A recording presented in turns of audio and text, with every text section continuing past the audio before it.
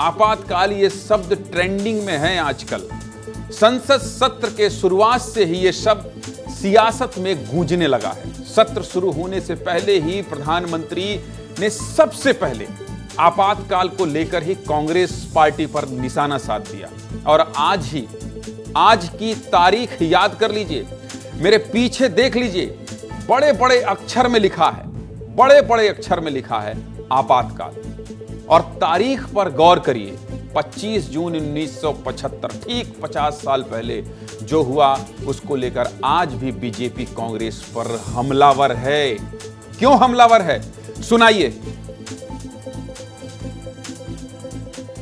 भाइयों और बहनों, राष्ट्रपति जी ने आपातकाल की घोषणा की है।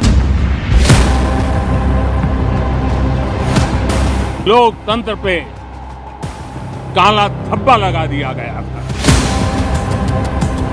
भारत में फिर कभी कोई ऐसी हिम्मत नहीं करेगा जो 50 साल पहले की गई थी। संसदीय लोकतंत्र का एक काला अध्याय आज से ठीक 50 वर्ष पूर्व आज के दिन ही देर रात्रि में हुआ था। पूरा देश आज भी याद करके सिहर उठता है। कांग्रेस को माफी मांगना चाहिए। में भी गैर कांग्रेसी नेता थे, सबको जेलों में बंद कर दिया गया था और 19 महीना तक लोग जेल में रहे और इससे कई परिवार को बहुत नुकसानी भी उठानी पड़ी।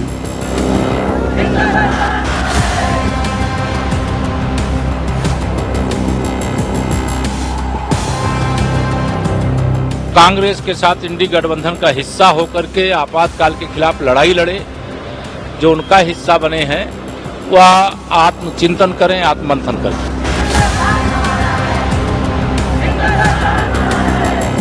6 सितंबर को इमरजेंसी जो रिलीज हो रही है, इनके सारे काले चिट्ठे खोलेगी।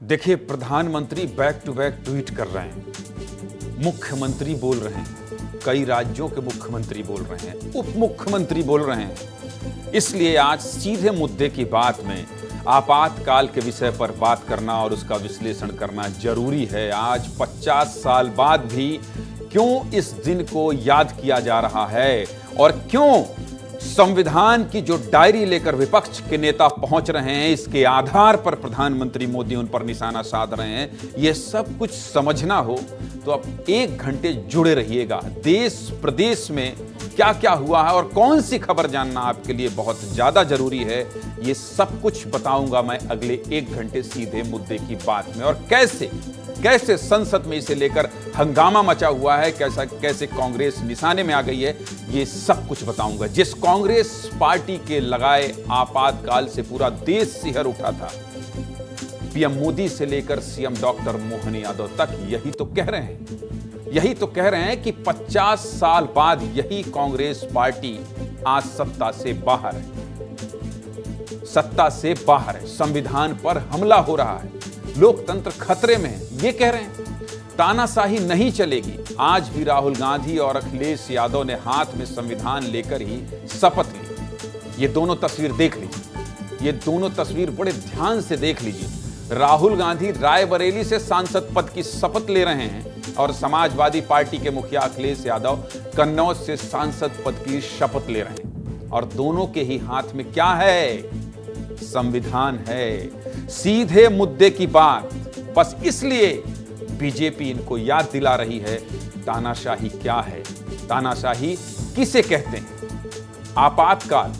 आपातकाल ये वो शब्द है जिसने भारतीय लोकतंत्र की बुनियाद पर सबसे गहरी चोट की। आज राहुल गांधी मोहब्बत की दुकान की बात करते हैं, भारत जोड़ो यात्रा पर निकल जाते हैं, जबकि 50 साल पहले कांग्रेस की सरकार के समय ही जनता पर सबसे ज्यादा जुर्म ढाए गए। राहुल गांधी अगर निकल रहे हैं भारत जोड़ो यात्रा पर, इस पर किसी को आपत्ति नहीं है। राहुल गांधी जनता से कनेक्ट हो रहे हैं, इस पर किसी को आपत्ति नहीं है। लेकिन प्रधानमंत्री, मुख्यमंत्री, उप मुख्यमंत्री अगर आपातकाल की बात कर रहे हैं और इंदिरा गांधी की उस जमाने की याद दिला रहे हैं तो इसका विश्लेषण जरूरी है। राहुल गांधी मंच से लोकतंत्र के चौथे स्तंभ यानी पत्रकारिता पर ताबड़तोड़ हमले करते हैं। ताबड़तोड़। अभी कुछ दिन पहले ही आज तक की पत्रकार मौसमी सिंह को जिस तरह से राहुल गांधी ने बोला था, उसके बाद खूब ट्रोल हुए थे। जो उनके समर्थक हैं उन्होंने भी कहा था ये क्या कर रहे हैं आप, और हर कोई मौसमी सिंह की तारीफ कर रहा था। पहले सुन लीजिए, फिर आगे बढ़ते हैं कि राहुल गांधी किस तरह से पत्रकारों पर हमले कर रहे हैं।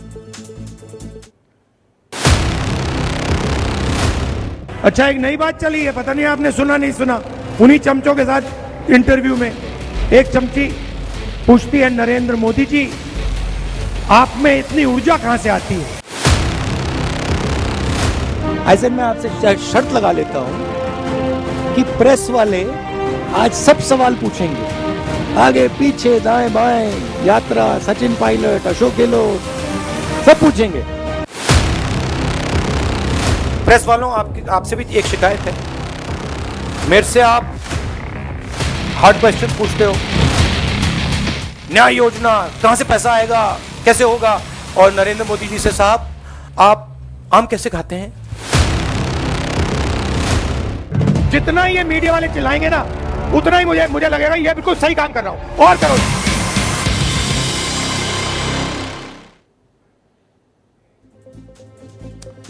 आपका गुस्सा होना जायज है राहुल गांधी जी, और आपको अधिकार भी है कि आप गुस्सा हों, लेकिन आज की स्थिति पर जो याद दिलाया जा रहा है, क्या उसे भूला जा सकता है? पत्रकारों पर हमला करने वाले राहुल गांधी से बस इतना ही कहेंगे कि इमरजेंसी के समय प्रेस की आजादी को भी जबरन चुप करा दिया गया था। और ये सब किसने किया? राहुल गांधी की दादी और खुद को सबसे ज्यादा ताकतवर मानने वाली तत्कालीन प्रधानमंत्री इंदिरा गांधी ने। और क्यों किया? क्योंकि इंदिरा गांधी सत्ता नहीं छोड़ना चाहती थी। सत्ता का प्रेम आप जानते ही हैं, और सत्ता के मोह में आज के दिन 25 जून को रात 11:30 बजे, समय पर गौर करिएगा, रात 11:30 बजे 25 जून 1975 को रात 11:30 बजे राष्ट्रपति फखरुद्दीन अली अहमद से आदेश पर साइन करा लिया गया, और अगले ही दिन बिना इंतजार किए 26 जून 1975 की सुबह 7 बजे ऑल इंडिया रेडियो पर आपातकाल की घोषणा कर दी गई। यह भी सुनाइए। बहनों, राष्ट्रपति जी ने आपातकाल की घोषणा की है। इससे आतंकित होने का कोई कारण नहीं है। और बहनों, राष्ट्रपति जी ने आपातकाल की घोषणा की है। इससे आतंकित होने का कोई कारण नहीं है।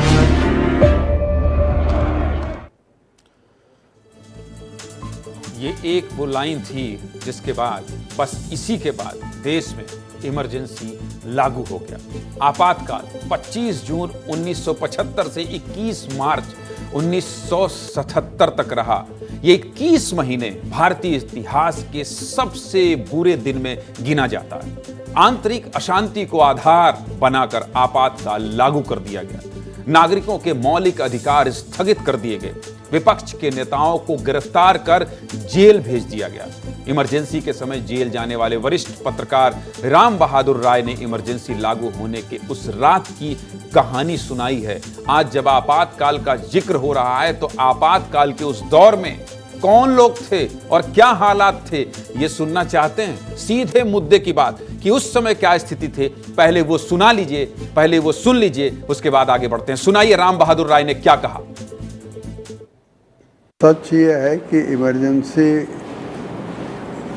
25 जून की रात को 12:30 बजे उस पर दस्तखत करा लिया गया था राष्ट्रपति से, और वो भी जबरन कराया गया था।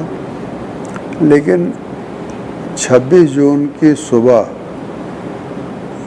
जब कैबिनेट ने उसको अप्रूव कर दिया, तब प्रधानमंत्री इंदिरा गांधी रेडियो पर आई और उन्होंने इमरजेंसी की घोषणा की। लेकिन उनकी घोषणा से पहले और दस्तखत कराने के बीच में जो 5-7 घंटे थे, उन 5-7 घंटों में देश के बड़े नेताओं को, जिनसे इंदिरा गांधी को खतरा लग रहा था, उन सबको गिरफ्तार कर लिया गया था। और इसीलिए 25 जून 1975 को भारतीय लोकतंत्र के इतिहास में काला अध्याय के तौर पर याद किया जाता है। सीधे मुद्दे की बात करते हैं। गरीबों की मसीहा के तौर पर उभरती इंदिरा गांधी को आखिर देश में इमरजेंसी लगाने की जरूरत क्यों पड़ी, ये भी जान लीजिए। साल 1971 में लोकसभा चुनाव में कांग्रेस की जीत हुई। इंदिरा गांधी रायबरेली सीट से चुनाव जीती, जहां से इस बार उनके पोते राहुल गांधी सांसद चुने गए हैं। विपक्ष के उम्मीदवार राज नारायण को हराया। इस चुनाव में विपक्ष ने इंदिरा गांधी पर सरकारी मशीनरी के दुरुपयोग के आरोप लगाए। इंदिरा के खिलाफ चुनाव लड़ने वाले राज नारायण ने कोर्ट का रुख किया। 12 जून 1975 को इलाहाबाद हाई कोर्ट ने इंदिरा गांधी का निर्वाचन रद्द कर दिया। इंदिरा गांधी के 6 साल तक चुनाव लड़ने पर रोक लगा दी। हाई कोर्ट के बाद मामला सीधे सुप्रीम कोर्ट गया और 24 जून 1975 को सुप्रीम कोर्ट ने हाई कोर्ट के फैसले पर मुहर लगा दी। अब देखिए, कोर्ट ने 6 साल तक चुनाव लड़ने से तो रोक दिया, लेकिन कोर्ट ने प्रधानमंत्री बने रहने की छूट दे दी। मतलब इंदिरा गांधी लोकसभा जा सकती थी, लेकिन वहां वोट नहीं कर सकती थी। और उस जमाने के जानकारों की माने तो इंदिरा को पार्टी के किसी नेता पर भरोसा ही नहीं था। और दूसरी तरफ इंदिरा के खिलाफ पूरे देश में जनाक्रोश बढ़ रहा था। इसमें छात्र और विपक्ष के नेता एकजुट हो गए थे। बिहार, गुजरात में कांग्रेस के खिलाफ छात्रों का आंदोलन उग्र हो रहा था। बिहार में इस आंदोलन को हवा दे रहे थे कौन? जयप्रकाश नारायण। सुप्रीम कोर्ट के फैसले के अगले दिन यानी 25 जून 1975 को दिल्ली के रामलीला मैदान में जयप्रकाश नारायण की रैली थी। जयप्रकाश ने इंदिरा गांधी के ऊपर देश में लोकतंत्र का गला घोटने का गंभीर आरोप लगाया। ऐसे इंदिरा गांधी को सत्ता से दूर जाने का डर सताने लगा और आनंद फानन में इंदिरा गांधी ने 25 जून की देर रात इमरजेंसी लागू करने के अध्यादेश पर राष्ट्रपति के साइन करा दिए और 26 जून 1975 की सुबह इमरजेंसी का ऐलान कर दिया गया, जिसकी गूंज 50 साल बाद भी सुनाई देती है, जो बीजेपी के लिए कांग्रेस को घेरने का सबसे बड़ा मुद्दा है। यही वजह है कि आज पूरे देश में बीजेपी आपातकाल को लेकर अलग अलग कार्यक्रम कर रही है और 50 साल पहले हुए उस घटनाक्रम को याद दिला रही है। और संविधान से मैंने कहा क्यों जोड़ रही है, क्योंकि तब भी संविधान था, अब भी संविधान है। सबसे पहले बात मध्य प्रदेश की कर लेते हैं। आपातकाल की 50वीं बरसी बीजेपी काला दिवस के रूप में मना रही है। आपातकाल की बरसी पर भोपाल में बीजेपी प्रदेश कार्यालय में मीसा बंदियों का सम्मान किया गया। कल यानी 26 जून को भोपाल में मुख्यमंत्री डॉक्टर मोहन यादव भी मीसा बंदियों का सम्मान करेंगे। आपातकाल को लेकर मुख्यमंत्री ने भी आज कहा है। मुख्यमंत्री डॉक्टर मोहन यादव ने आज आपातकाल पर क्या कहा है, यह भी सुनाइए। नरेंद्र मोदी जी ने जो कहा है, लोकतंत्र के ऊपर बहुत बड़ा धब्बा है आपातकाल का दौर, और ये ऐसा काला समय है जिस समय को पूरा देश आज भी याद करके सिहर उठता है। कांग्रेस को माफी मांगना चाहिए। आपातकाल उनके द्वारा की गई जो जातियां हैं, जिस प्रकार के जख्म उनने दिए, कई परिवार तबाह हो गए। लोकतंत्र को बचाने, संविधान को बचाने का जो भाजपा का संघर्ष है वो सदैव स्मरणीय रहेगा। संविधान से जोड़कर विपक्ष देख रहा है और संविधान की डायरी अगर लहरा रहा है तो फिर बीजेपी कैसे इसमें पीछे रहती। आपातकाल 50 साल हो गए, 100 साल भी बीत जाएंगे, लेकिन 25 जून 1975 की तारीख इतिहास के काले पन्नों में दर्ज ही रहेगी।